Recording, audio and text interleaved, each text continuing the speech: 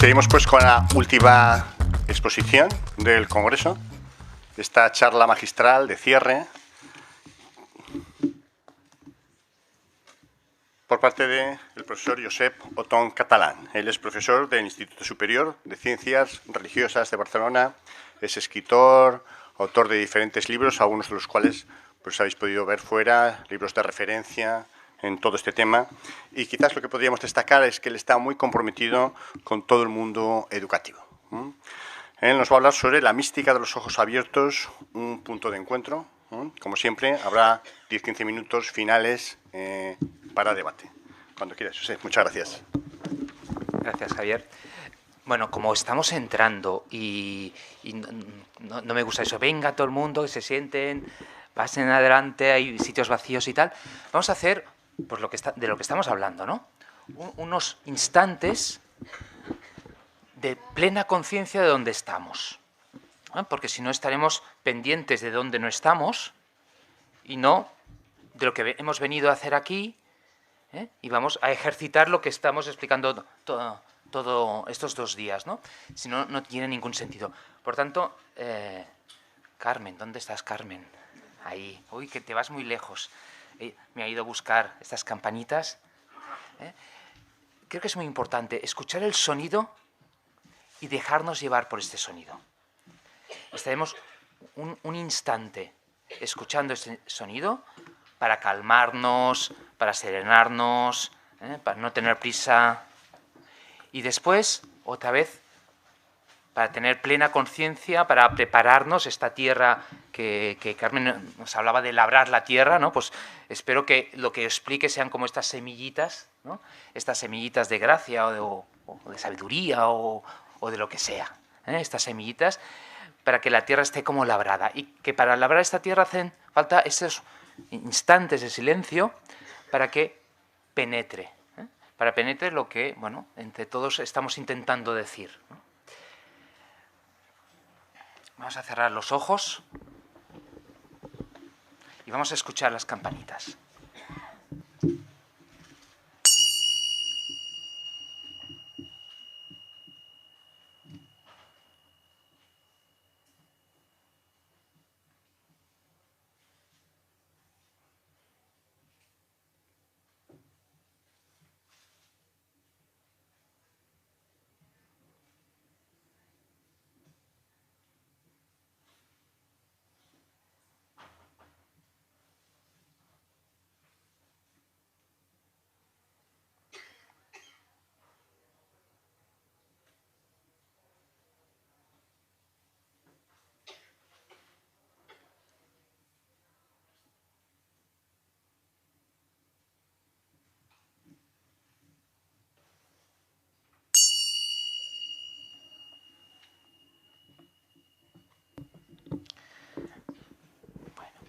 Serenados por dentro.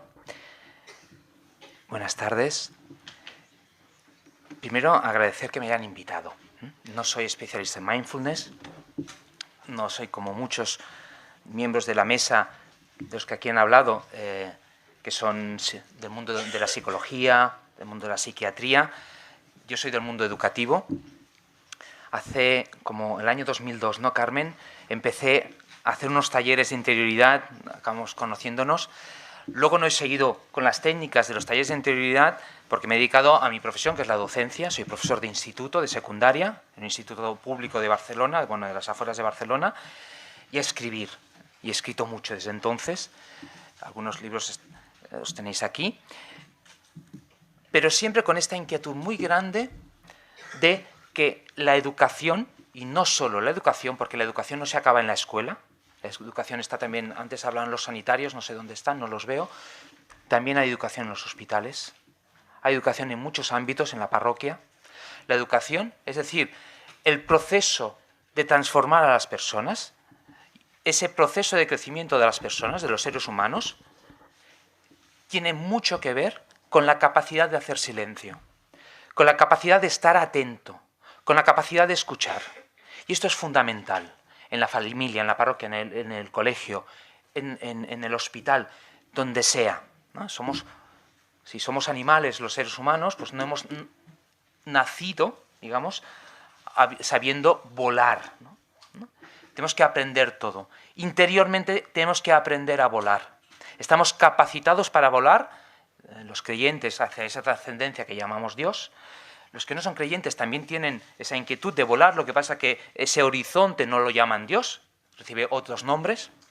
Y que la educación, en el sentido más amplio de la palabra, se fundamenta en esta capacidad de serenarse por dentro, en esta capacidad de hacer silencio interior, esa capacidad de convertirnos en receptáculos de la realidad. Me han encantado los conceptos estos de mente errante, ¿no? De que estamos dispersos pensando en muchas cosillas y no acogemos lo que recibimos. Después, agradecer el honor de hacer la conferencia de clausura. Es un honor y un reto.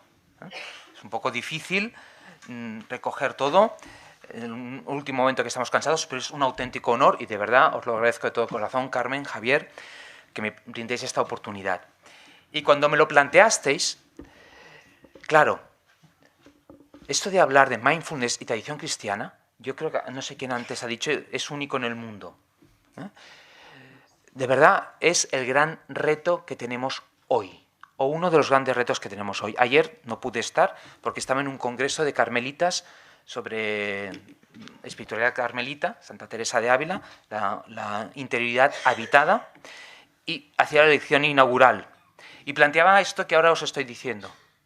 Este es el gran reto.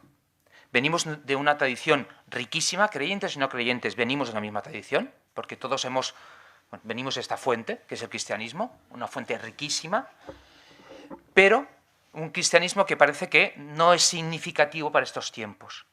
Y uno de los motivos por los cuales yo creo que no es significativo, hay muchos más, es por esta falta que tenemos desde el cristianismo de tener una pedagogía para transmitir los tesoros de nuestra tradición.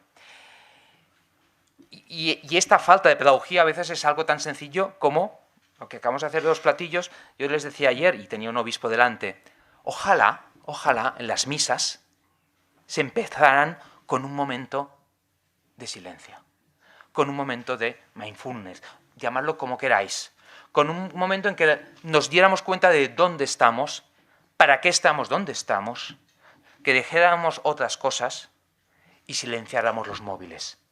Porque los que vais a misa sabéis que los móviles suenan en misa. Y suena en misa y la señora a quien le suena mira para todos los lados menos para su bolso. Y cuando la gente me dice, eres un machista porque dices las señoras, dices que no hay señores. Sabéis que es verdad. Seguramente las celebraciones de la Iglesia Católica tendrían como un eco interior si vamos a empezar, vayan, ¿no? Que a veces tenemos esta sensación, o deprisa un canto de entrada, cuando ya estamos dentro, un canto de entrada para captar la atención, pero es un canto de entrada que igual nos haría falta un ejercicio de estos como el que tú nos acabas de hacer, ¿no? O en las oraciones. Y esto la tradición cristiana lo ha tenido. Santa Teresa lo hacía, las moradas no es más que un itinerario pedagógico de este proceso interior, y no digamos de los ejercicios de San Ignacio. Pero tal vez hoy pues nos hemos quedado un poco pobres en esa dinámica, en esa interioridad, de ese trabajo de interioridad, nos hemos quedado un poco huérfanos, y técnicas como el mindfulness nos pueden ayudar. Entonces, a la hora de plantearme este diálogo, que creo que es muy fructífero, entre el cristianismo y el mindfulness, creo que el cristianismo se puede enriquecer mucho. Y yo, para articular esta reflexión, había pensado una idea, que es la que os voy a exponer. La tenéis escrita, tendré que ser breve, ya me está bien ser breve, porque también estoy cansado, pero quisiera que os quedáis con la idea. Y me voy a referir a un concepto de la teología católica, supongo que con raíces protestantes, pero de la teología católica se llama la mística de los ojos abiertos. Y supongo que muchos, los que venís de ambientes más eclesiales, la conocéis, y los que no, pues bueno, la presento de alguna manera, pero lo que me interesa es plantear esos paralelismos, esa relación entre la mística de los ojos abiertos y la plena conciencia. Hablaré todo el rato de plena conciencia o plena atención, porque igual descubrimos elementos del cristianismo que son mindfulness, o igual podemos enriquecer al mindfulness con elementos del cristianismo. Por tanto, he escogido este título para hacer de puente entre el mindfulness y la tradición cristiana, la mística de los ojos abiertos. Empiezo. Hacia el final de la Segunda Guerra Mundial, cuando yo tenía solo 15 años, me sacaron a la fuerza del instituto para que me alistara en un batallón regular.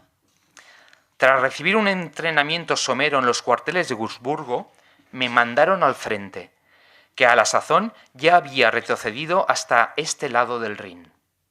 Mi compañía estaba compuesta por gente muy joven, más de 100 efectivos. Una noche, el capitán me mandó que fuera a entregar una parte al puesto de mando del batallón.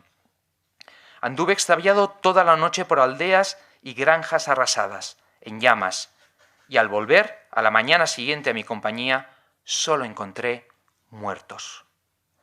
Todos estaban muertos, víctimas de un ataque combinado de cazabombarderos y tanques.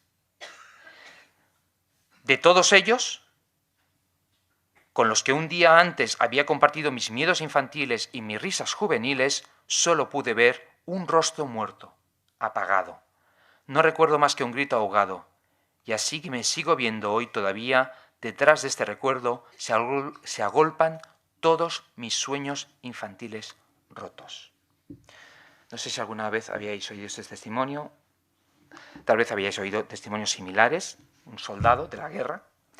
Pues resulta que ese soldado de la guerra se llama Johann Baptist Metz, uno de los grandes teólogos, de lo que se ha llamado la teología después de Auschwitz. La teología después de Auschwitz. Sabiendo su experiencia podemos entender su teología. Nuestra biografía condiciona nuestra manera de pensar. El cristianismo de la segunda mitad del siglo XX está marcado por la tragedia de la Segunda Guerra Mundial. Los grandes teólogos alemanes, la gran teología se ha hecho en Alemania, quedaron tremendamente afectados por esta eclosión de horror que fue la guerra y sobre todo Auschwitz. Auschwitz nos ha marcado. Nos ha marcado de tal manera que, como dice Primo Levi, dice esa frase tajante, ¿no?, que parafraseando a Descartes, que dice: Auschwitz existe, entonces Dios no puede existir. Es una frase muy dura que explica gran parte de la ausencia de Dios, del eclipse de Dios en la sociedad occidental. ¿Cómo Dios pudo permitir Auschwitz? ¿Cómo Dios pudo permitir esa tragedia? Claro, lo hemos vivido porque lo hemos vivido en carne propia. La intelectualidad alemana, centroeuropea, vivió en su propia carne ese desastre. Y entonces sale la duda de Dios. Dios existe, y de ahí nace gran parte, una parte importante de la desconfianza en una trascendencia de nuestra sociedad. Ahora bien, Auschwitz también nos ha hecho replantearnos qué es la religión. También nos ha hecho crecer como personas, como creyentes, no ser crédulos, pensando en un Dios ex machina que venía a intervenir en ese momento. De Auschwitz también han salido voces como la de Etty Hillesum, como Edith Stein, como Viktor Frankl, como Maximiliano Kolbe.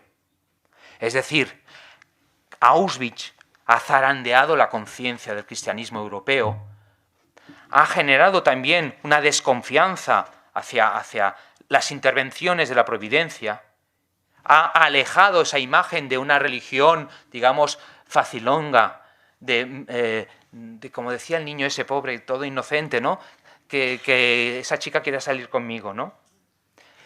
Pues muchas veces no es que esa chica quiera salir conmigo, ¿no? Rezamos por el hambre del mundo como si se fuera a arreglar automáticamente y de manera mágica. Auschwitz nos ha hecho madurar como creyentes.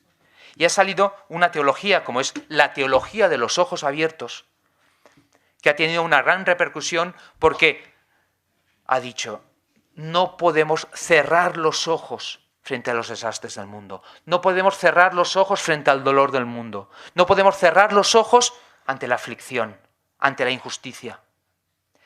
Pero en vez de negar la existencia de Dios, la teología de los ojos abiertos, la mística de los ojos abiertos, lo que ha hecho es: tenemos que abrir los ojos. abrir los ojos a la realidad, comprometernos con la realidad, transformar la realidad. Y recordar una frase del Evangelio: Dios mío, ¿por qué me has abandonado? Auschwitz no fue en los años 40, Auschwitz ha existido siempre. Jesús ya fue víctima de la injusticia. En la misma esencia del cristianismo está esa experiencia terrible, aterradora, que es el aparente abandono de Dios. Eso que podemos experimentar en Auschwitz, que por cierto estuve este verano, pero han existido muchos Auschwitz en la historia. Entonces, esta mística de los ojos abiertos lo que pretende es alejarnos de una religión conformista que acepta la injusticia, impasible ante el dolor ajeno. Esa religión que criticó el propio Marx. Marx, cuando dice la religión es el opio del pueblo, lo que viene a decir es la religión lo que hace es cerrar los ojos a las injusticias del mundo y soñar con otro mundo. Ilusionarnos con un mundo mejor para así afrontar, con más esperanza el presente. Vivir con los ojos cerrados, abriendo los ojos de la imaginación a un mundo celeste, con un halo de santidad, para así sobrellevar lo que nos pasa hoy. Vivir en nuestras fantasías para no abordar los problemas, para no vernos superados por los problemas. Y entonces esta teología de los ojos abiertos de la segunda mitad del siglo XX, que ha dado lugar por ejemplo, a la teología de la liberación, de compromiso político, podemos decir que se contrapone, o podríamos decir que se contrapone con la mística de los ojos cerrados. Os he hecho cerrar los ojos expresamente. Podríamos decir, hay una teología de los ojos abiertos que se compromete con la realidad y una mística de los ojos cerrados, sea el mindfulness, sean las devociones tradicionales, que nos centran en otras cosas y nos distrae. Lo que vengo a decir en esta ponencia es que no es así. Que seguramente lo que está diciendo la mística de los ojos abiertos es lo que dice de alguna manera también el mindfulness. Y que reflexionando sobre la mística de los ojos abiertos podemos darle a la plena atención, al mindfulness, una profundidad que le viene dada por la tradición budista, pero que también le puede venir dada por la tradición católica, por la tradición cristiana. Tanto desde el punto de vista de que abre la puerta a lo que es el compromiso, como para decir que esto de los ojos abiertos, de la plena atención, ya procede de una tradición milenaria como la cristiana. Esa expresión, la mística de los ojos abiertos, nos permite conjugar la dimensión interior y la exterior, la contemplación y la acción, la espiritualidad y la ética, el compromiso y el conocimiento, la sabiduría y la política. Pero también resulta un punto de encuentro, que es el título de la ponencia, entre Oriente y Occidente. ¿Acaso los ojos abiertos no indican estar despierto? El estar despierto. ¿El fruto de la meditación no es la compasión? Por tanto, estos dos puntos, la mística de los ojos abiertos y la plena atención, tienen un punto de sintonía, un punto de comunión, o tendrían que caminar juntos. Yo no sé si sabéis de dónde viene el concepto, la mística de los ojos abiertos. Me he dedicado a buscarlo, no sé si es... Yo he encontrado esto. Viene del Antiguo Testamento de un profeta poco conocido, que es el profeta Balaam. ¿Lo conocéis? El que hizo hablar una burra. Esos relatos legendarios. Pues bien, el profeta Balaam tiene características muy interesantes. Una, no es un profeta de Israel. No es de Israel, es de otra nación. Ahora voy a decir una cosa. También el mindfulness nos viene del budismo. Igual que a Israel Dios le habló a través de un profeta de otra religión o de otra procedencia, de otra tradición, de otra cultura, igual a los cristianos del siglo XXI, Dios también nos esté llamando, nos esté hablando a través de unas prácticas que vienen de otra religión. ¿Qué le pasa al profeta Balaam? Que cuando los israelitas han salido de Egipto y están vagando por el desierto, llegan a un territorio de un rey, del rey Balac, rey de Moab, y cuando ve a esos fugitivos, como los actuales sirios, dice que no los puede atender. Y en vez de enviarle al ejército, envía a su profeta, porque los profetas estaban a sueldo de las cortes de los reyes, de los tiranos de esa época. Y entonces él envía a este profeta Balaam a maldecir a Israel. Y entonces el profeta va, se pone en un lugar elevado, una colina, y ve acampados ahí a todos los israelitas. Y va a maldecirlos, porque es lo que le ha mandado el rey. Eso es lo que le ha mandado su jefe, el rey. Él está a sueldo del rey. Y dice, y cuando se disponía a maldecir a Israel siguiendo el mandato del rey, alzó los ojos y divisó las tiendas de los israelitas acampados en el desierto. El libro de los Números, capítulo 24. Ante esa visión de la realidad no pudo acometer la misión encomendada. Y en vez de maldecir, bendijo a Israel con un oráculo que contradecía las órdenes recibidas. Por eso Balaam se define a sí mismo como el que escucha palabras de Dios, que contempla visiones del Todopoderoso en éxtasis, con los ojos abiertos. El profeta vio la realidad y no transigió. No se doblegó a las presiones externas y se compadeció de un grupo de prófugos refugiados en el desierto. Es un profeta de los ojos abiertos, es un místico de los ojos abiertos. No dice lo que le han dicho que diga. No sigue los prejuicios. Ve la realidad y cuando ve la realidad se compadece. Se compadece de unos prófugos, de unos esclavos, de unos refugiados, de unos tránsfugas, de unos que están huyendo de la opresión y él no los va a oprimir. Él los mira con los ojos abiertos. Hoy diríamos con plena atención.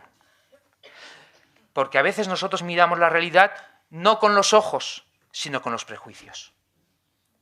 Y no vemos la realidad. Y no podemos transformar la realidad. Porque la vemos a partir de lo que nos han dicho que debemos ver, no de lo que realmente vemos. Más allá de los elementos legendarios de este relato, conviene destacar el reconocimiento de esta mística o profetismo que rebasa las fronteras de la religión oficial. Y también que la experiencia mística es altamente manipulable.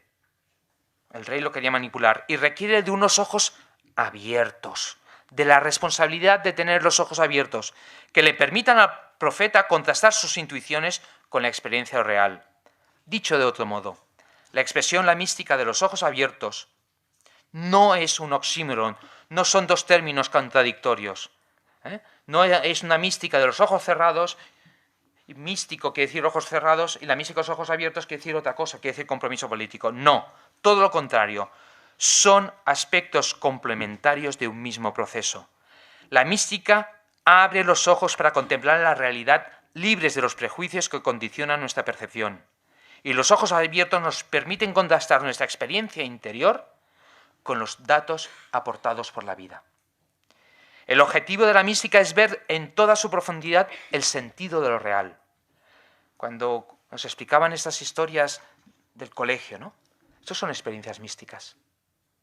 Cuando estos niños, a mí se me enternece el corazón porque, claro, soy profesor y veo a mis alumnos, ¿no? De 12, 13, 14 años, los veo y dice, cuando estos niños son capaces de darse cuenta que su padre tiene un cáncer, porque una cosa es que te lo hayan dicho, una cosa es que lo sepas, otra cosa es darse cuenta de lo que significa y de lo que significa la quimioterapia. Me acuerdo de una frase que salía que no es mensual, es semanal.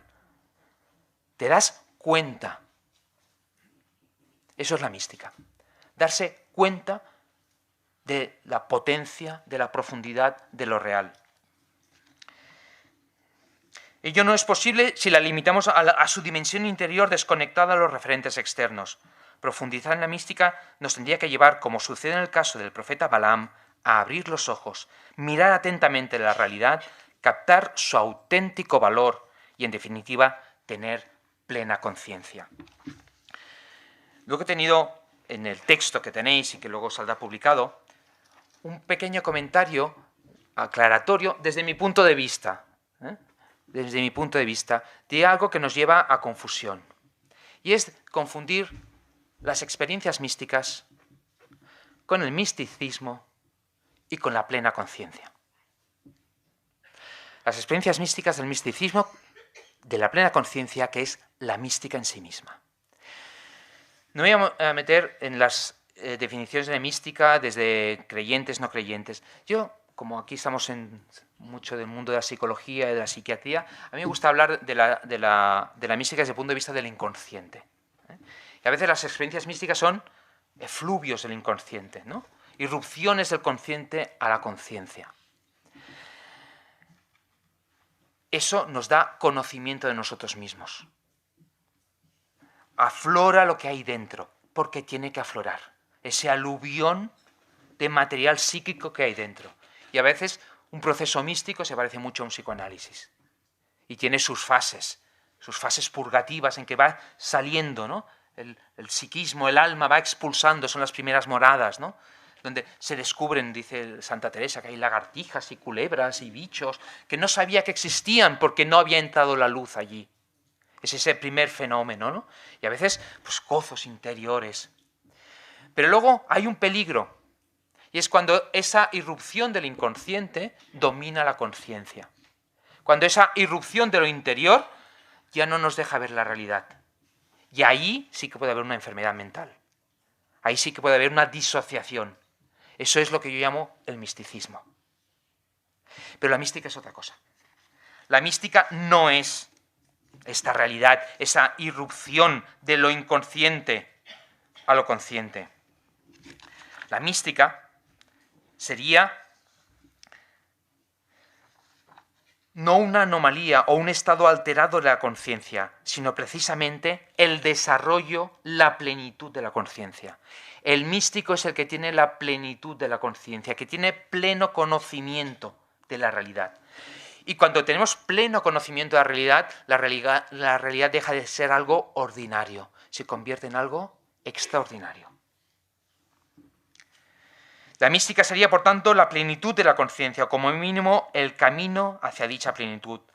Entonces la expresión la mística de los ojos abiertos sería una especie de redundancia. La mística implica tener los ojos bien abiertos para estar plenamente atentos a lo real, tal como se espera de una persona madura. Y voy a hacer una referencia al Evangelio, un par de referencias al Evangelio. A veces le cogemos manía a la gente. ¿Y sabéis por qué? Porque nos recuerdan a alguien. A la suegra. ¿No? Nos recuerda. O alguien nos cae simpático. Ay, y es porque nos recuerda a alguien que en algún momento de nuestra vida nos ha caído simpático, nos ha ayudado. Vivimos llenos de proyecciones. La mística es huir de estas proyecciones y ver la realidad. Y ver las personas en su realidad. Y como dice el Evangelio, ¿cómo es que te fijas en la brizna, en la paja del ojo de tu hermano y no te das cuenta de la viga en el tuyo? ¿Esto no es mindfulness? ¿O cómo vas a decir a tu hermano, deja que te quite la brizna del ojo, teniendo la viga en el tuyo? Hipócrita, saca primero la viga de tu ojo, ten plena conciencia de quién eres. Y luego podrás ver para sacar la brizna del ojo de tu hermano. ¿No es esto la plena atención? ¿No es esto la plena conciencia? La parábola del buen samaritano es un excelente ejemplo de este proceso. Pues la conocéis, ¿no? Pasa un sacerdote, unos bandidos atacan a un personaje y lo dejan mal herido en el camino. Entonces pasa un sacerdote y un levita y ven al hombre que habían robado y que lo habían maltratado. Pero se desvían y pasan de largo. ¿Lo han visto? No. Han visto sus prejuicios. ¿Qué han visto? Uy, este me va a traer problemas. Llego tarde. No llevan reloj, ¿eh? Pero pensaron esto. Uy, llego tarde. No lo ven. ¿Qué ven? El reloj que no llevaban, ¿eh? ¿Qué ven? Su prisa. ¿Qué ven? Su comodidad. ¿Y ahora qué hago? ¿Lo voy a cargar? Ven sus prejuicios. A pesar de verlo, se desvían y pasan de largo. En ello se cumple la máxima de Jesús. Tienen ojos y no ven. Por eso Jesús invita a sus discípulos a abrir los ojos, Marcos 8:15, a darse cuenta de lo que realmente está sucediendo, a superar prejuicios y estar atentos a lo que aparece frente a sus ojos. Esto es lo que hace el buen samaritano, que al ver al hombre maltratado, tuvo compasión. Mindfulness y compasión. Esa es la mística de los ojos abiertos, la que percibe la realidad tal como es, libre de prejuicios distorsionadores, libre de las presiones del rey Balak, que quería que maldijeran, libre del tiempo, de la prisa, purificada de los intereses egoístas, y que no se limita a ver, sino que mira y actúa en consecuencia. El buen samaritano es el modelo de esta actitud. Ve el sufrimiento, es plenamente consciente de la gravedad de lo sucedido, empatiza con la víctima y no se desentiende del problema, cura sus heridas y se hace cargo de la situación. Es un místico de los ojos abiertos. Es un místico que ve la realidad, ve a un hombre sufriente. Y no solo ve al hombre sufriente, ve lo que tiene que hacer.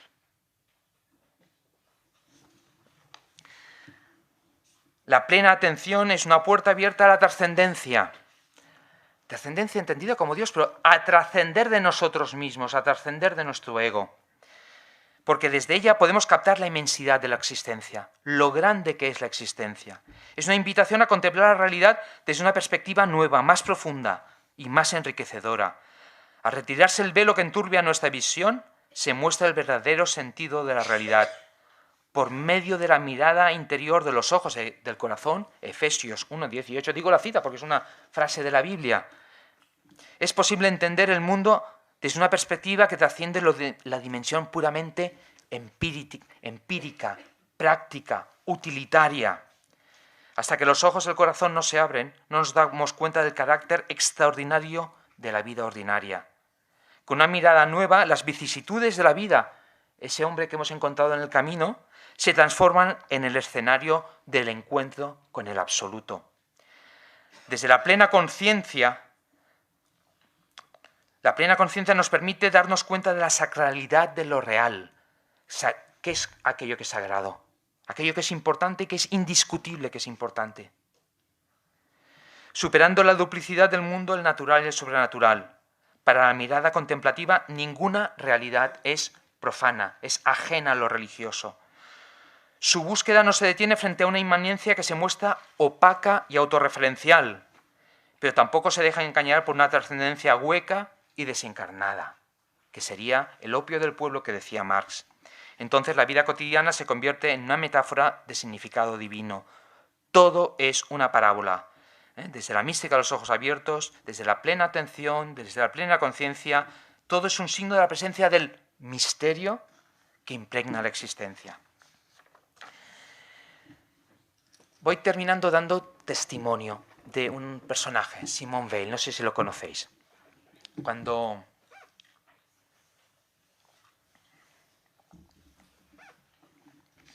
Como os comentaba antes, hace casi 15 años que empecé con los talleres y luego no pude continuar porque hice una tesis sobre Simone Weil. Ahora hablaré un momentito de ella y de quién es. Y desde entonces me he dedicado a escribir. Antes me preguntaban libros. He escrito sobre todo sobre espiritualidad cristiana y mi último juguete es una novela. Se llama Laberintia. ¿Por qué he escrito esta novela? Por muchos motivos. Uno, porque hace años, en un encuentro que es el Multifestival David, que lo hicieron en la Pascua de el monasterio de los Avellanas, actualmente de los hermanos maristas, en la iglesia construyeron un laberinto como el de la Catedral de Chartres. Y lo transité. Y ese recuerdo me ha quedado. El transitar por un laberinto es una experiencia de plena atención. Es caminar. ¿Hacia dónde? Hacia el centro. Y esa experiencia me quedó. Y también me ha quedado otra cosa. Laberintia, esta novela que os indicaba, que es para jóvenes y para adultos, tiene detrás el nombre de la rosa de Humberto Eco. Yo lo he trabajado mucho en mis clases y yo digo que el nombre de la rosa ha cambiado la historia. Porque antes los alumnos, como mínimo de la pública, no se veían lo que era un monasterio. A partir del nombre de la rosa, sobre todo la película, saben que un monasterio es un lugar donde hay asesinatos. Y una vez llevé a mis alumnos a Poblet y dije, profe, un monje. Y se escondían por si sacaba el hacha, el pobre monje. Pero claro, el nombre de la rosa no deja muy bien la experiencia cristiana. Y siempre he querido hacer una novela como respondiendo al nombre de la rosa desde la experiencia interior, desde mis referentes. Pero luego hay una frase que dice Umberto Eco cuando le preguntaban ¿por qué has escrito el nombre de la rosa? Y él contestó, dice, él es profesor de semiótica, dice, porque cuando ya has teorizado algo, el siguiente paso es relatarlo, hacer un relato. Y como yo llevo años explicando, teorizando, escribiendo ensayo y dando conferencias sobre la interioridad, ha llegado un momento en que lo que he hecho es relatarlo. Y lo he relatado con una novela, con una trama, y eso es Laberintia. Vuelvo a Simone Weil. Esto que estoy explicando de la mística de los ojos abiertos no es algo nuevo, ha existido. Y tenemos ejemplos, y me he permitido poner algunos. Esta historia de Betz, ¿no? De cómo el terror de la Segunda Guerra Mundial, no queda claro, ¿no? Pero supongo que os ha quedado claro que él estaba con los alemanes, entre comillas, con los nazis. Le tocó, con la Guerra Civil nuestra. Si te tocaba en este pueblo, estabas en un bando, y si estabas en este otro pueblo, estabas en otro bando. La vida es así de dura. Pero lo que hizo Metz es entrar, en vez de escandalizarse e inhibirse, como hizo Primo Levi, pobre hombre, que acabó suicidándose. Eso ha sido como una interpelación para comprometerse con el mundo y construir un relato de lo que pasa. Y no es el único. Me gusta Mahatma Gandhi. ¿No unía la interioridad con el compromiso político? Martin Luther King, desde la tradición cristiana, evangélica, el compromiso con las minorías negras. Dag Hammarskjöld, no sé si lo conocéis a este es digno de conocer. Este fue ministro, creo que de Suecia, fue uno de los que creó el Estado del Bienestar, acabó siendo el secretario general de las Naciones Unidas, y cuando murió en un accidente aéreo en el Congo, siendo secretario general de las Naciones Unidas, posiblemente un sabotaje, se descubrieron sus diarios. Y era un místico, pero un místico de verdad. Un hombre políticamente súper comprometido, el secretario general de las Naciones Unidas, y dejó su semillita en las Naciones Unidas. Si alguno vais al edificio de la ONU, hay una capilla del silencio. No la ha hecho el Mindfulness, la hizo Dag Hammarskjöld. Una capilla de silencio laica. ¿Para qué? Para construir la paz hace falta silencio. Para que los hombres que están en las Naciones Unidas que quieran construir la paz tengan su oportunidad de hacer silencio. Ese es Dag Hammarskjöld. Nelson Mandela. Nelson Mandela, a mí me gusta mucho pasar la película Invictus a mis alumnos. Y en Invictus, ¿sabéis la película, no? Porque él en la cárcel leía un poema. Y es un poema de un poeta inglés que se pasó no sé cuántos años en la cama por una parálisis.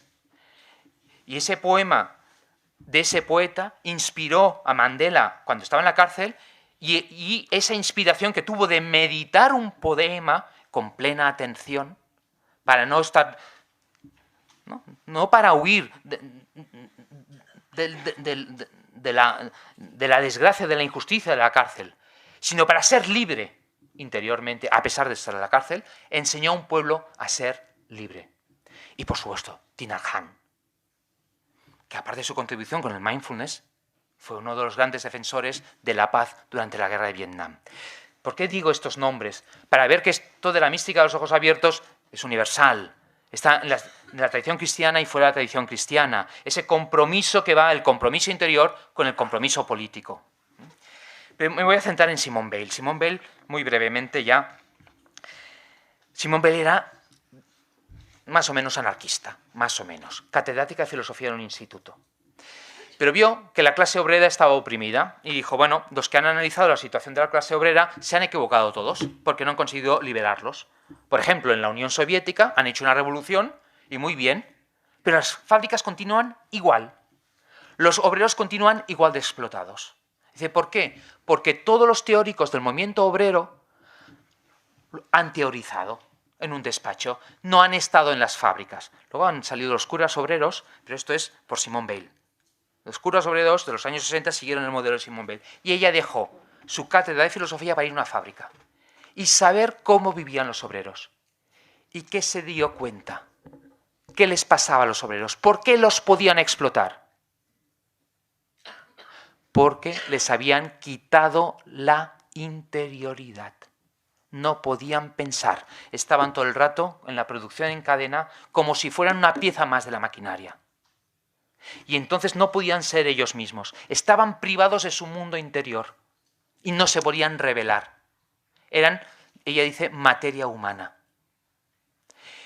Y entonces ella coincidió esta experiencia de la fábrica con que al poco en Asís entró en la Porciúncula, donde la capilla donde había orado tantas veces San Francisco, y dice, algo más fuerte que yo me hizo ponerme de rodillas por primera vez en la vida.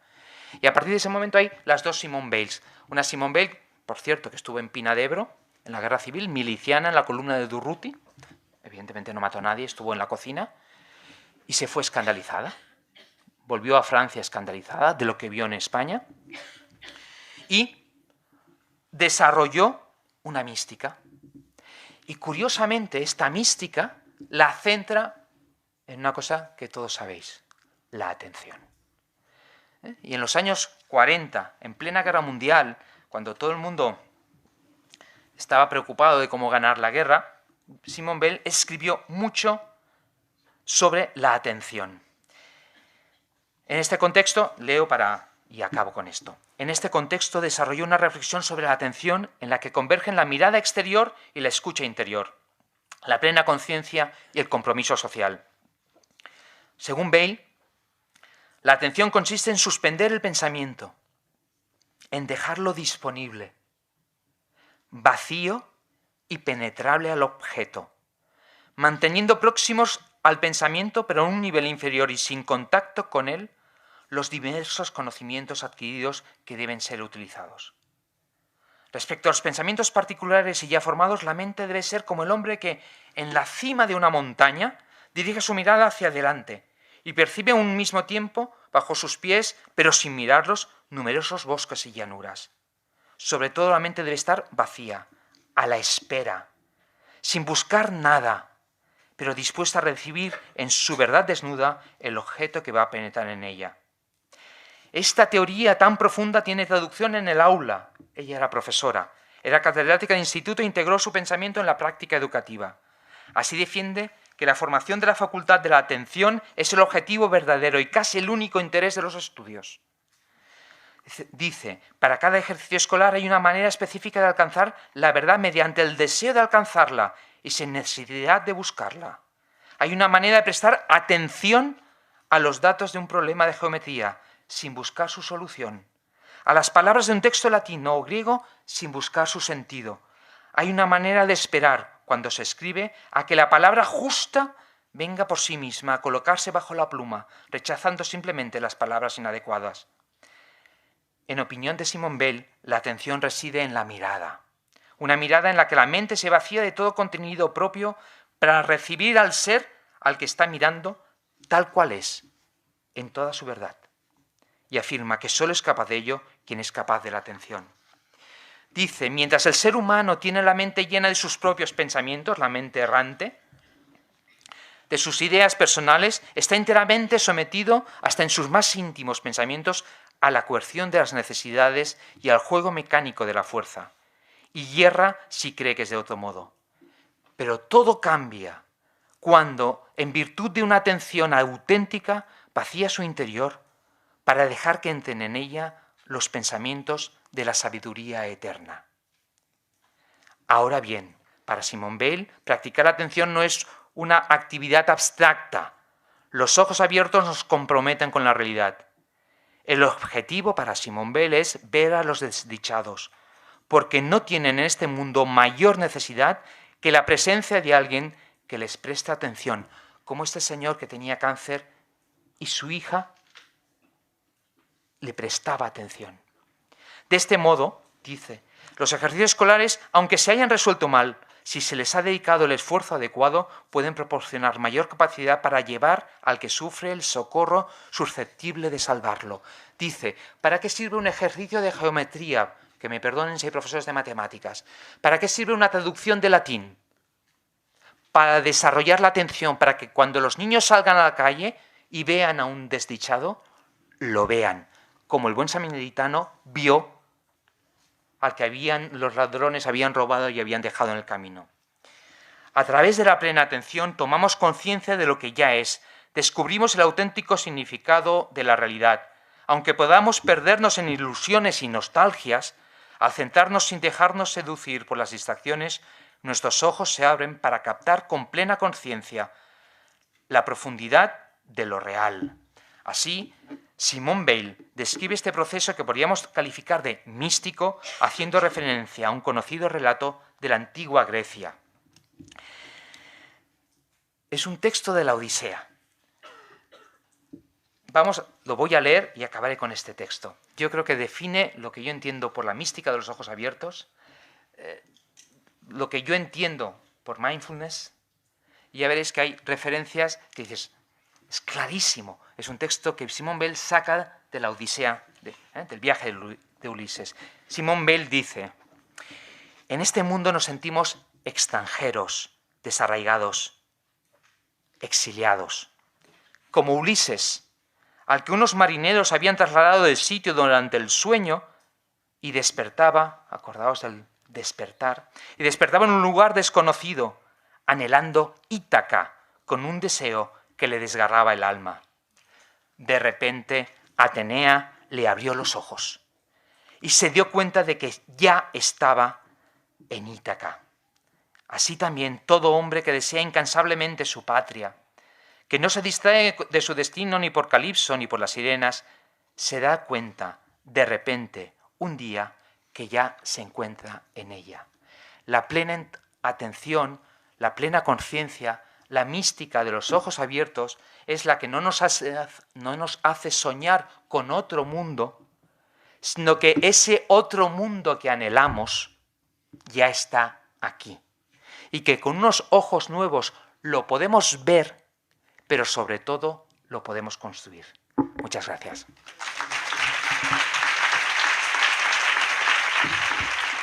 Muchas gracias, Josep. Pues damos un turno de preguntas corto para finalizar.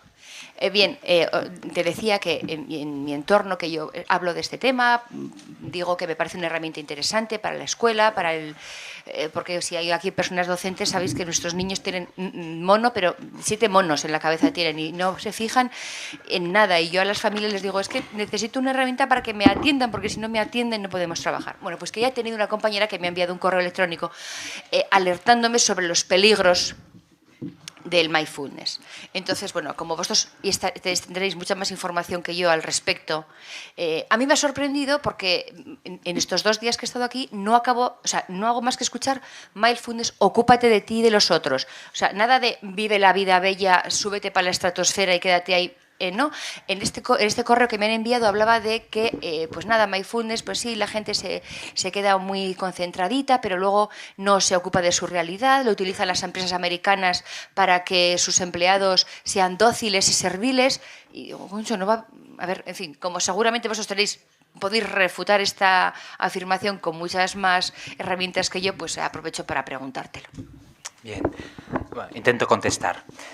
A ver, ¿tiene peligros el mindfulness? Sí, pero decidme algo que no tenga peligro. ¿Alguien sabe algo que no tenga peligro? ¿Respirar? No, respirar también. Porque si respiras mucho hiperventilas y es peligroso. A ver, todo tiene sus peligros y hay que saberlos. Y lo que te dicen es verdad. Es decir, hay ese peligro, también lo hay de rezar el rosario. ¿Vale? A ver, ese peligro existe. Sería lo que yo, de alguna manera, he caricaturizado como la mística de los ojos cerrados, sería lo que Marx dijo, el opio del pueblo, etcétera, etcétera. ¿Que se puede utilizar el mindfulness para que la gente sea dócil, no sé qué? Sí. Por eso he puesto el texto de Marx, ¿eh? Por eso he traído en un congreso de mindfulness un texto de Marx, que se puede aplicar al mindfulness, a la religión católica y a todo, ¿de acuerdo? Entonces yo creo que hay que tener presente a dónde vamos. Tú lo has dicho muy bien, es una herramienta. Es una herramienta. ¿Un martillo es peligroso? Sí, es muy peligroso.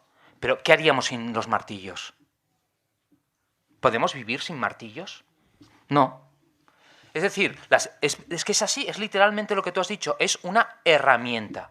Es una herramienta que yo lo puedo utilizar, como tantas otras cosas, para adormecer las conciencias. Bueno, en el texto lo explico más, ¿eh? Para adormecer las conciencias se puede, sí, pero no es el objetivo del mindfulness. Es todo lo contrario, es que sea plena conciencia, que es lo que he intentado explicar. ¿Que hay peligro que alguien utilice esa herramienta? Perdón, no el mindfulness. Unas técnicas determinadas para no sé qué. Sí, hay ese peligro, pero ¿cuántas cosas son peligrosas?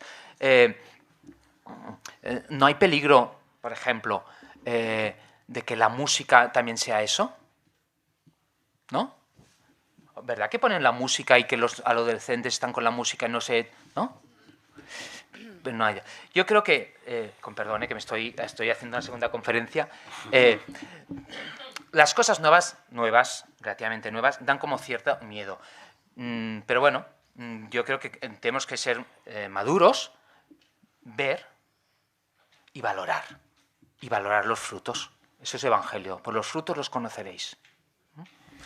Una cosa, quiero decir otra cosa, pero referente a esto me gustaría añadir que realmente si en las empresas y en esas empresas practican mindfulness, no van a convertir a personas dóciles en personas, digamos, esclavas, al contrario, van a convertirse en personas fuertes, resistentes, digamos, críticas, constructivamente críticas. O sea que realmente alguien, si algún empresario tiene realmente esa pretensión, va a conseguir lo contrario, creo. Entonces, me hacía gracia añadir, porque muchas gracias por la conferencia, y habiendo acabado con la Odisea, que ha sido una guinda preciosa, me hace mucha gracia conectar con el espíritu franciscano y también con el espíritu de la Odisea y decir que los animales también son maestros de mindfulness y, por ejemplo, Ulises, cuando llega después de toda la Odisea, llega a casa, la única persona que lo reconoce del pueblo y de su casa es su perro viejo Argos, que ya no puede ni levantarse, pero es el único que lo reconoce, entonces es el único que en realidad practica la atención plena. Gracias.